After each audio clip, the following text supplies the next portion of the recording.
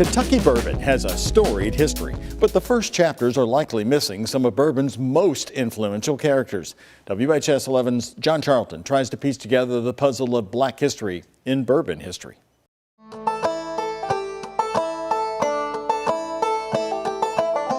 History in the making. The spirit of America.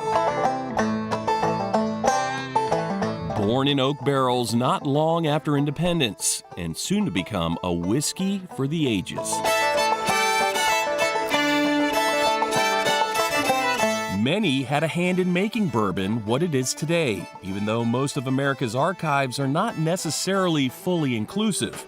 Bourbon historian Mike Veach has witnessed that for himself. Pretty much an unplumbed area of history. Specifically, Black history in bourbon history. It supplied a lot of jobs all through its history. Of course, slaves couldn't choose where they worked, and some worked at distilleries. Veach says he found a distiller's ledger at the Filson Historical Society in Louisville. From the 1840s, and it talks about renting out slaves, but it doesn't mention their names, doesn't mention what they were being rented out for, or anything, so you just have to assume that they were probably being rented out to one of the neighbors to help make whiskey. Although their historical contributions are not well documented, Veach says there is evidence that certain slaves may have done more than just the heavy lifting. From one of the newspapers at that time, where Andrew Jackson had a slave that ran away in Tennessee, and he was advertising in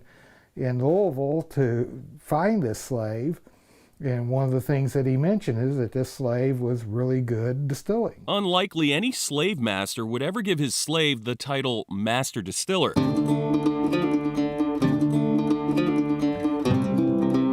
However, another black man in Tennessee, Nearest Green, basically was. Who taught Jack Daniels how to distill whiskey, as a slave. After slavery, Nearest Green, and then his son stuck with Jack Daniels.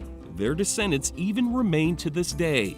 From Prohibition to today's bourbon craze, generations have passed, and a new generation continue to make bourbon history. Is distilling in West Louisville, a family business. This is a craft distillery. Of three brothers, Chris, the marketer. It's definitely unique. Victor, the CEO. We've been at it for 8-9 years. And Bryson, the distiller. We are the first African-American distillery in Kentucky. They are the Yarbros behind Brothers Bourbon. Kentucky is the bourbon capital of the world, but I never thought that Brothers would be having our own bourbon and producing our own bourbon. Established in Park Hill, it's a small batch operation for now and is expected to only get better with age. But, as they've said, Brothers. We are on record for being Kentucky's first black-owned distillery. Has already made its mark on bourbon history, which is, unlike in the past, finally well documented. African Americans always contributed, whether or not that's been acknowledged. And I think this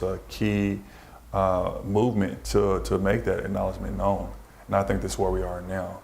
We can help push that narrative forward and that understanding of the history forward with Brothers as well being living history. Making history.